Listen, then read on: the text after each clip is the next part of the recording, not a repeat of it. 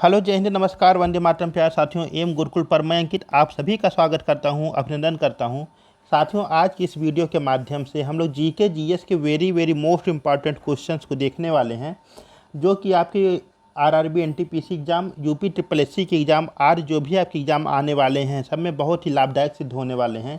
तो चलिए हम लोग अपनी आज की वीडियो का शुभारंभ करें। और आज का शानदार सा पहला क्वेश्चन आपकी प्यारी सी नज़रों के सामने ये रहा। क्वेश्चन नंबर पहला करा कि मोरक्को की राजधानी है। ऑप्शन नंबर पहला करा ट्यूनिस, ऑप्शन नंबर दूसरा करा अल्जीरियस, ऑप्शन नंबर तीसरा करा रबात, या ऑप्शन नंबर चौथा करा प्राइया।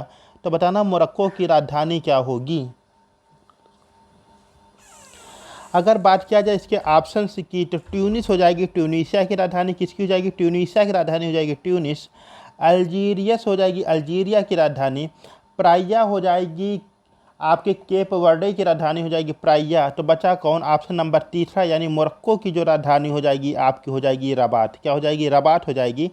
इस तरह से पहला का हमारा जो सही आंसर बन जाएगा वो ऑप्शन नंबर तीसरा सही हो जाएगा आपका, यानी मोरक्को की जो आपकी राजधानी बनने वाली है वह बन जाएगी आपकी रबात। चलते हैं हम लोग अपने आज के नेक्स्ट क्वेश्चन पर। और आज का दूसरा क्वेश्चन क्या कह रहा है? कह रहा है कि मध्य रात्रि के सूर्य की उपमा किस देश को दी जाती है। ऑप्शन नंबर पहला करा फिनलैंड, ऑप्शन नंबर दूसरा करा पाकिस्तान, ऑप्शन नंबर तीसरा करा नॉर्वे, या ऑप्शन नंबर चौथा कह रहा है इनमें से कोई नहीं। तो आपको यह बताना कि मध्य रात्रि के सूर्य की उपमा किस देश को दी जाती है। आइए अब इसके बात करते हैं, इसके जो ऑप्शंस हैं उनके बारे में जाना जाए। तो फिनलैंड जो है 1000 झीलों की भूमि कहलाता है आपका फिनलैंड। पाकिस्तान को जो नदियों का देश कहा जाता है, और नॉर्वे जो है आपके मध्यरात्रि के सूर्य का देश हो जाता है। तो आपका क्वेश्चन नंबर दूसरे का जो सही आंसर बनने वाला है ये अभी आपके बन जाएगा ऑप्शन नंबर तीसरा, यानी कि ऑप्शन नंबर तीसरा आपका हो जाएगा नॉर्वे।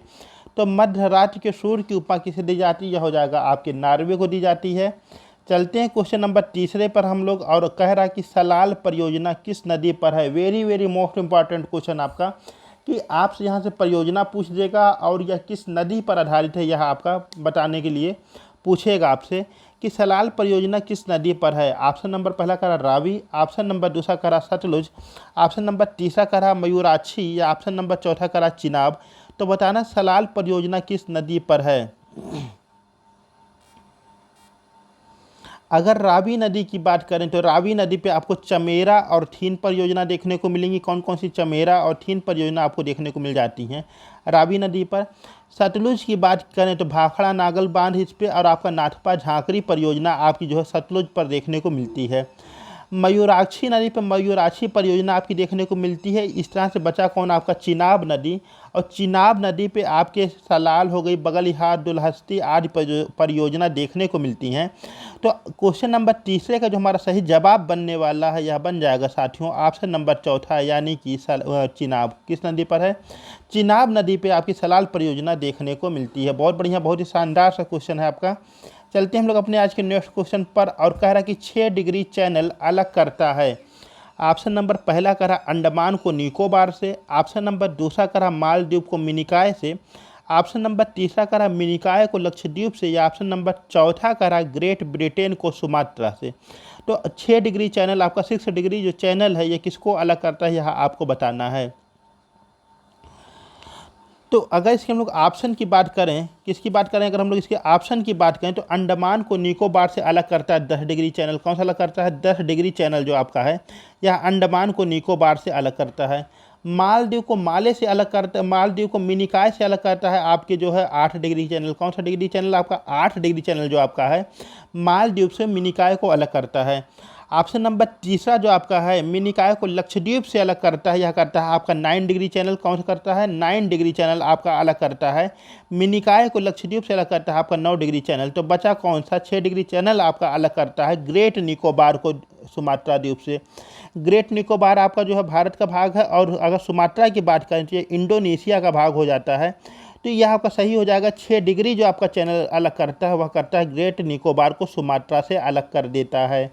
चलते हम लोग क्वेश्चन नंबर 5 पे। और आज का हमारा पांचवा क्वेश्चन क्या कह रहा है? कह रहा है डुडुमा जलप्रपात किस नदी पर है। डुडुमा वाटरफॉल आपका किस नदी पर है? ऑप्शन नंबर पहला कह रहा है नर्मदा, ऑप्शन नंबर दूसरा कह रहा शरावती, ऑप्शन नंबर तीसरा कह रहा मुचकुंद, ऑप्शन नंबर चौथा कह रहा इंद्रावती। तो डुडुमा वाटरफॉल आपका किस नदी पर है, यह आपको बताना है। अच्छा, इंदिरा नदी पर एक आपका वाटरफॉल है जिसको हम लोग चित्रकूट नाम से जानते हैं, कि चित्रकूट जलप्रपात आपका कहाँ पर है, वाटरफॉल्स आपका कहाँ पर है। तो चित्रकूट जलप्रपात आपका इंद्रावती नदी पर, और यह छत्तीसगढ़ में देखने को मिलता है। कहाँ देखने को मिलता है? छत्तीसगढ़ में देखने को मिलता है। तो चित्रकूट जलप्रपात आपका मिल जाता है छत्तीसगढ़ में। एक मिनट, चित्रकूट आपका मिल जाता है छत्तीसगढ़ में जलप्रपात। ठीक है। नर्मदा नदी में आपके कौन कौन से देखने को मिलता है? धुआंधार जलप्रपात, कपिलधारा जलप्रपात, दुग्धधारा जलप्रपात आपके नर्मदा नदी पे देखने को मिलता है, मध्य प्रदेश के अंदर। शरावती नदी पे देखा जाए, शरावती नदी पे कौन कौन सा है? तो जोग जलप्रपात, गरसोप्पा और महात्मा गांधी जिसे हम लोग कहते हैं, यह आपका शरावती नदी पर देखने को मिलता है आपके कर्नाटक राज्य के अंतर्गत। मुचकुंद आपका उड़ीसा के अंतर्गत पड़ता है, और डुडुमा जलप्रपात जो आपका है, डुडुमा वाटरफॉल जो है, वह आपके मुचकुंद नदी पर ही देखने को मिलता है। तो इस तरह से ऑप्शन नंबर तीसरा हमारा करेक्ट आंसर बन जाएगा कि डुडुमा जलप्रपात जो है आपका, डुडुमा वाटरफॉल जो आपका है, यह आपके मुचकुंद नदी पर देखने को मिलता है। ठीक है, चलते हैं आगे हम लोग अपने नेक्स्ट क्वेश्चन पर। और अगला क्वेश्चन क्या कर रहा है कि निर्विरोध चुने जाने वाले राष्ट्रपति थे। ऑप्शन नंबर पहला कर रहा जाकिर हुसैन साहब, ऑप्शन नंबर दूसरा का रहा फ़खरुद्दीन अली अहमद साहब, ऑप्शन नंबर तीसरा का रहा नीलम संजीव रेड्डी जी, ऑप्शन नंबर चौथा का रहा डॉक्टर राजेंद्र प्रसाद। तो इनमें से कौन से राष्ट्रपति हैं जो कि निर्विरोध चुने गए थे आपके, यह आपको बताना है। यह भी आपका बहुत ही इंपॉर्टेंट क्वेश्चन है। तो देखिए, अगर डॉक्टर राजेंद्र प्रसाद जी की बात किया जाए तो भारत के पहले राष्ट्रपति बनते हैं डॉक्टर राजेंद्र प्रसाद जी, और इनका कार्यकाल देखेंगे तो 2 बार ये लगातार राष्ट्रपति के रूप में देखने को मिलते थे। जाकिर हुसैन साहब और आपके फ़खरुद्दीन अली अहमद 2 व्यक्ति आपके ऐसे थे राष्ट्रपति बनने वाले जिनकी मृत्यु इनके शासनकाल में ही हो गई थी। तो जाकिर हुसैन जी की बात किया जाए तो लगभग 3 साल, और फ़खरुद्दीन अली अहमद साहब लगभग 2 साल तक ही राष्ट्रपति के रूप में कार्य अपना कर पाए थे। वहीं अगर नीलम संजीव रेड्डी जी की बात किया जाए तो नीलम संजीव रेड्डी एक ऐसे व्यक्ति थे राष्ट्रपति बनने वाले जो कि निर्विरोध चुने गए थे, इनके विरोध में कोई भी अन्य उपस्थित नहीं था। तो इसका जो सही जवाब बन जाएगा नीलम संजीव रेड्डी, भारत के जो निर्विरोध चुने गए राष्ट्रपति थे उस रूप में जाने जाते हैं। चलते हम लोग आगे अपने आज के नेक्स्ट क्वेश्चन पर। और अगला क्वेश्चन बहुत ही शानदार सा है। कहा किस अनुच्छेद में संयुक्त बैठक का प्रावधान है? आर्टिकल नंबर 123 यानी अनुच्छेद 123, अनुच्छेद 143, अनुच्छेद 80 या अनुच्छेद 108। तो इसमें से किस अनुच्छेद के तहत संयुक्त बैठक, मतलब कि लोकसभा और राज्यसभा की जो आपकी ज्वाइंट होती है, यह बैठक आपकी किस अनुच्छेद के अंतर्गत देखने को मिलती है? ज्वाइंट सेशन जो इनका होता है वह किस अनुच्छेद, किस आर्टिकल के अंतर्गत आपको देखने को मिलता है? तो अनुच्छेद 123 क्या कहता है? अनुच्छेद 123 भारत के राष्ट्रपति महोदय को अध्यादेश जारी करने की विशेष शक्ति देता है। आर्टिकल नंबर 143 या 143 क्या कहता है कि सुप्रीम कोर्ट से ये अपनी सलाह ले सकते हैं राष्ट्रपति महोदय। अनुच्छेद 80 संबंधित हो जाता है आपके राज्यसभा के गठन से। किससे संबंधित हो जाएगा? राज्यसभा के गठन से संबंधित हो जाएगा आपका अनुच्छेद नंबर 80। तो अनुच्छेद 108 यानी आर्टिकल नंबर 108 के तहत आपके राज्यसभा और लोकसभा की संयुक्त बैठक होती है। इसका प्रावधान किया गया है। इस बैठक को बुलाता कौन है? इस बैठक को भारत के राष्ट्रपति महोदय जी के द्वारा बुलाया जाता है। चलते हैं आगे हम लोग अपने आज के नेक्स्ट क्वेश्चन पर। और कह रहा है कि भारतीय संविधान में मूल कर्तव्य लिए गए हैं। ठीक है, आपको बताना है कि भारतीय संविधान में मूल कर्तव्य कहाँ से लिए गए हैं। ऑप्शन नंबर पहला करा ब्रिटेन से, ऑप्शन नंबर दूसरा करा अमेरिका से, ऑप्शन नंबर तीसरा करा सोवियत संघ, या फिर ऑप्शन नंबर चौथा आयरलैंड। तो बताना कि भारतीय संविधान में मूल कर्तव्य जो आपके हैं यह कहाँ से लिए गए हैं, किस देश के संविधान से भारतीय संविधान में मूल कर्तव्यों को जोड़ा गया है।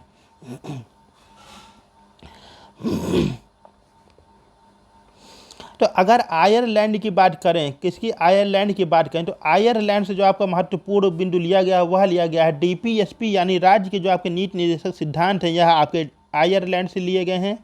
डीपीएसपी आपका आयरलैंड से लिया गया है। ब्रिटेन की अगर बात किया जाए तो एकल नागरिकता बहुत ही शानदार से और बहुत ही इंपॉर्टेंट पॉइंट आपके लिए कि एकल नागरिकता का प्रावधान कहाँ से लिया गया है, तो आपके ब्रिटेन से लिया गया है। ब्रिटेन के संविधान से भारतीय संविधान में एकल नागरिकता का प्रावधान लिया गया है। और नागरिकता से संबंधित भाग कौन सा है, तो भारतीय संविधान का भाग 2 अनुच्छेद नंबर 5 से लेकर अनुच्छेद 11 तक आपके नागरिकता से संबंधित हो जाता है। तो ब्रिटेन से लिए हम लोग एकल नागरिकता विधि का शासन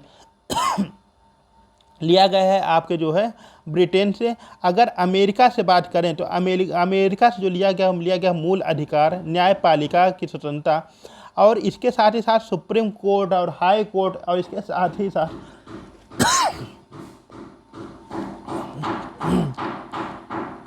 क्षमा कीजिएगा, इसके साथ ही साथ क्या है कि आपका जो राष्ट्रपति महोदय पर महाभियोग लगता है, इसके भी जो कॉन्सेप्ट है यह आपका लिया गया है अमेरिका से। तो भारतीय संविधान में जो मूल कर्तव्य लिया गया है वह लिया गया है आपके सोवियत संघ, तात्कालिक सोवियत संघ, और वर्तमान की अगर हम लोग बात करें तो वर्तमान का आपका रूस देश से यह लिया गया था, सोवियत संघ। चलते हैं आगे हम लोग अपने क्वेश्चन नंबर 9 पर, और वह कह रहा है कि स्कर्वी रोग के इलाज में प्रयुक्त होता है। ऑप्शन नंबर पहला कह रहा आम, ऑप्शन नंबर दूसरा कह रहा पपीता, ऑप्शन नंबर तीसरा कह रहा आंवला, या ऑप्शन नंबर चौथा कह रहा आपका बेर। तो स्कर्वी रोग जो आपका हो जाता है इसके इलाज में किसका प्रयोग किया जाता है, तो देखिए अगर हम लोग बात करें स्कर्वी रोग की, किसकी, अगर हम लोग स्कर्वी रोग की बात किया जाए तो विटामिन सी की कमी से हो जाता है स्कर्वी। किसकी कमी से हो जाता है, विटामिन सी की कमी से हो जाता है आपका स्कर्वी, ठीक है। इसमें क्या होता है, अगर विटामिन सी की रासायनिक नाम की बात करें, केमिकल नेम की अगर इसकी बात करें तो एस्कॉर्बिक एसिड के रूप में देखने को मिलता है। इसमें क्या होता है, आपकी त्वचा से संबंधित बीमारियां हो जाती हैं। अब विटामिन सी की अगर आपकी कमी हो गई है तो एक जाहिर सी बात है कि इन फल जो आपके दिए गए हैं, 4 ऑप्शन जो आपके दिए गए हैं, इनमें से एक फल आपका ऐसा है, एक विकल्प एक ऐसा है आपका जो कि विटामिन सी का एक बहुत ही रिच सोर्स है। तो इसमें से कौन सा हो जाएगा, विटामिन सी का जो आपका समृद्ध स्रोत बन जाएगा वह बन जाएगा ऑप्शन नंबर तीसरा, यानी कि आंवला।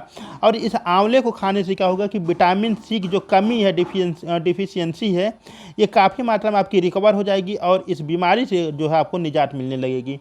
तो स्कर्वी रोग के इलाज में जो प्रयुक्त होता है वह आम का प्रयोग किया आंवले का प्रयोग किया जाता है, क्योंकि विटामिन सी का यह जो है एक रिच सोर्स माना जाता है। चलते हैं आगे, कह रहा वन अनुसंधान संस्थान कहाँ पर स्थित है। ऑप्शन नंबर पहला कह रहा शिमला, ऑप्शन नंबर दूसरा कह रहा शिलांग, ऑप्शन नंबर तीसरा कह रहा देहरादून, या ऑप्शन नंबर चौथा कह रहा लखनऊ। तो वन अनुसंधान संस्थान आपका कहाँ पर देखने को मिलता है, ठीक। तो इसका जो करेक्ट आंसर बनने वाला है वह बन जाएगा आपका ऑप्शन नंबर तीसरा, यानी देहरादून। कहाँ पे आपका देहरादून में वन अनुसंधान संस्थान देखने को मिलता है। और अगर इसकी बात किया जाए कि स्थापना कब की जाती है तो 1906 के अंतर्गत, यानी 1906 के अंतर्गत इसकी स्थापना की जाती है। तो वन अनुसंधान संस्थान आपका जो है देहरादून में देखने को मिलता है। बहुत ही अच्छा। चलते हैं हम लोग आगे अपने आज के नेक्स्ट क्वेश्चन पर। और अगला क्वेश्चन क्या कह रहा है कि इलेक्ट्रॉन की खोज किसने की थी। ऑप्शन नंबर पहला कह रहा कि रदरफोर्ड, ऑप्शन नंबर दूसरा कह रहा चैडविक, ऑप्शन नंबर तीसरा कह रहा टॉमसन, या ऑप्शन नंबर चौथा कह रहा चार्ल्स बेबेज। तो इनमें से इलेक्ट्रॉन की खोज किसने की थी यह आपको बताना है। बहुत ही बढ़िया क्वेश्चन है, बहुत ही आसान क्वेश्चन आपको देखने को मिलेगा। तो देखिए अगर हम चार्ल्स बेबेज की बात करें तो इन्हें फादर ऑफ कंप्यूटर कहते हैं, कंप्यूटर का पिता कहते हैं चार्ल्स बेबेज, ठीक है। अब अगर बात करें तो इलेक्ट्रॉन की खोज किसने की थी, तो देखिए जब हम लोग इंटर में पढ़ते थे तो इंटर में जब जो केमिस्ट्री वाले सर थे बहुत बढ़िया एक हम लोग को फार्मूला रटाए थे, क्या, ईटा पर नाचे, क्या बताए थे, ईटा पर नाचे। और अगर हम लोग पीरियोडिक टेबल को देखें तो इसमें बहुत ढेर सारे ऐसे ही वो जो है ट्रिक वगैरह बना करके याद कराने के लिए, बेटा मांगे बाप स्कूटर राजी, ऐसा करके तमाम बनाए हुए थे सर लोग। तो इलेक्ट्रॉन की खोज किसने की थी यह आपको बताना है। तो देखिए इलेक्ट्रॉन की खोज करते हैं जे टॉमसन। कौन करते हैं, जे टॉमसन इसकी खोज करते हैं। इलेक्ट्रॉन की खोज करने वाले जो हो जाते हैं वो हो जाते हैं जे टॉमसन साहब, ठीक है।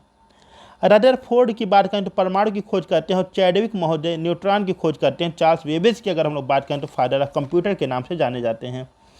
चलते हैं आगे, हम लोग कह रहे हैं कि सुशासन दिवस कब मनाया जाता है, ठीक है। हार नहीं मानूंगा रार नहीं मानूंगा, कि सुशासन दिवस कब मनाया जाता है। ऑप्शन नंबर पहला करा 23 जनवरी, ऑप्शन नंबर दूसरा करा 25 दिसंबर, ऑप्शन नंबर तीसरा का रहा 13 फरवरी या ऑप्शन नंबर चौथा का रहा 5 जून। तो आपका जो है सुशासन दिवस कब मनाया जाता है यह आपको बताना है। तो हम लोग 23 जनवरी को क्या मनाते हैं, हम लोग 23 जनवरी को मनाते हैं पराक्रम दिवस। नेताजी सुभाष चंद्र बोस की जयंती पर मनाते हैं हम लोग पराक्रम दिवस।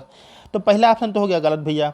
तीसरे ऑप्शन की बात करें तो 13 फरवरी, 13 फरवरी का आप लोग तारीख याद करिएगा जब यहाँ पर जो है उत्तर प्रदेश की पहली राज्यपाल जो होती हैं सरोजिनी नायडू जी, इनका जन्म होता है 13 फरवरी को। और इनकी जन्म तिथि को जो है राष्ट्रीय महिला दिवस के रूप में मनाते हैं। किस रूप में मनाते हैं, राष्ट्रीय महिला दिवस के रूप में मनाते हैं। 5 जून की बात करें तो आपका जो है विश्व पर्यावरण दिवस के रूप में मनाया जाता है 5 जून। तो बचा कौन यहाँ पर आपका ऑप्शन नंबर दूसरा यानी कि 25 दिसंबर। और 25 दिसंबर को भारत के एक ऐसे प्रधानमंत्री जी जो कि साहित्य के साथ साथ राजनीति में भी एक बहुत ही जाने माने व्यक्तित्व रहे, अटल बिहारी वाजपेयी जी का जन्म होता है। जब उनके जन्म तिथि के रूप में सुशासन दिवस मनाया जाता है 25 दिसंबर को। चलते हैं हम लोग आगे अपने आज के नेक्स्ट क्वेश्चन पर। और वह क्वेश्चन क्या कह रहा है, करा किस वेद को संगीत का जनक कहते हैं। बहुत ही आसान सा क्वेश्चन है आपका, किस वेद को संगीत का जनक कहते हैं। ऑप्शन नंबर पहला करा ऋग्वेद, ऑप्शन नंबर दूसरा करा अथर्ववेद, ऑप्शन नंबर तीसरा करा यजुर्वेद या ऑप्शन नंबर चौथा करा आपका सामवेद।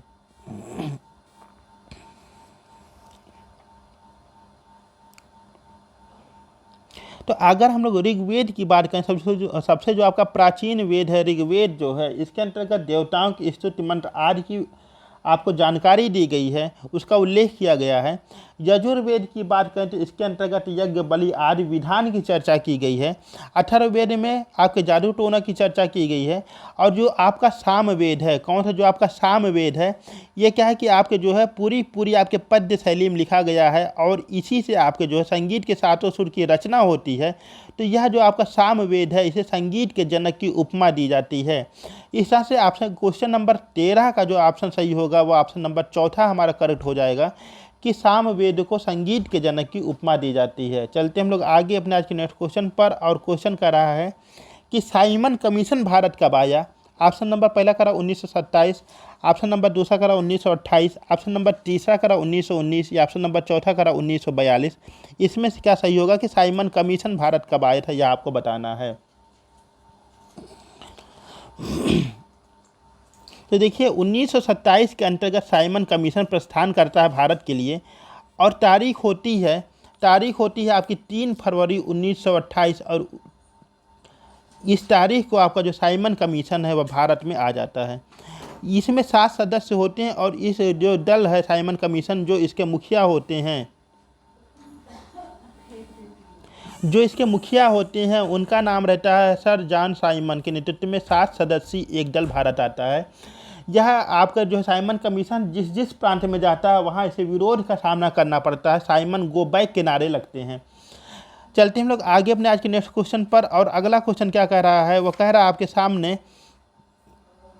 ऑप्शन नंबर 15वां आपका कह रहा है और आज का अंतिम क्वेश्चन है, कह रहा कि पारिस्थितिकी आतंकवादी की संज्ञा किसे दी जाती है। ऑप्शन नंबर पहला करा बबूल, ऑप्शन नंबर दूसरा करा आम, ऑप्शन नंबर तीसरा करा पीपल या ऑप्शन नंबर चौथा करा यूकेलिप्टिस। यूकेलिप्टिस को हम लोग सामान्य बोलचाल की भाषा में सफ़ेदा कह देते हैं। क्या कह देते हैं, सफ़ेदा का पेड़ कह देते हैं, सफ़ेदा का पौधा कह देते हैं। तो देखिए आम पीपल तो इसका करेक्ट आंसर होगा नहीं। आपका पीपल बरगद जो आपके 24 आवर्स आपको ऑक्सीजन देने वाले हैं, है ना। अगर इसकी बात करें पारिस्थितिकी आतंकवादी की संज्ञा किस पौधे को दी जाती है तो वह हो जाएगा आपका ऑप्शन नंबर चौथा यानी कि यूकेलिप्टिस को हम लोग पारिस्थितिकी आतंकवादी की संज्ञा दी जाती है। यह पौधा जहाँ भी लगाया जाता है वहाँ की भूमि को बंजर कर देता है। बहुत तेज़ी पानी को जो है जो भूमि के अंदर का जो पानी है उसको क्या करता है, ऑब्जर्व कर लेता है। और यह पौधा जो है पारिस्थितिकी आतंकवादी की श्रेणी के अंतर्गत रखा गया है। मिलते साथियों अपनी अगली वीडियो में, तब तक के लिए नमस्कार।